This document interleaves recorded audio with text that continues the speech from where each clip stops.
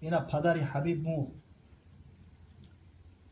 همو عبدالمناب بود کی بود همو گذشته است خدا رحمتش کنه در وقت زنده بودنش اینترویوهاش گرفتن ولی در همون چیزا پرسیده است پرتوفتیان هر جو اینستاگرام و دیگر یا تماشا کنه چه گپ میزنه تو من میگم ای مردن نمیترسم و من برای همین مردن آمادگی دیدستم من ای جوانی من تیاری دیدستم میدانم که روز میشود که ای دنیا میری این دنیا گذرنده انا مردی حقیقی انم کسی را میگم که همیشه در همه حالت وضعیت یاد خدا میکنه ذکر خدا میکنه تیار میشود برای همین روز انشالله اگر تیاری که دیدی دستی خالی بود که نرفتی به یقین است که به جوار رحمت پروردگار واصل میشه خداوند پدر حبیب رحمت مغفرت کنه در بحبوحای برای استقرار بگردونه که خودش مسلمان و فرزندای مؤمن و مسلمان و شاگردای مؤمن و مسلمان واقعی گذاشته است. А вы боитесь смерти?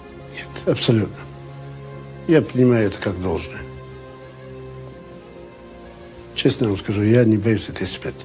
Не хочется в ближайшее время, хочется что-то больше приносить. Я ее не боюсь, и я знаю, что этому реально, я знаю, что будет конец. Вы должны быть готовы к этому. Времени. Мне кажется, так быстро летит время.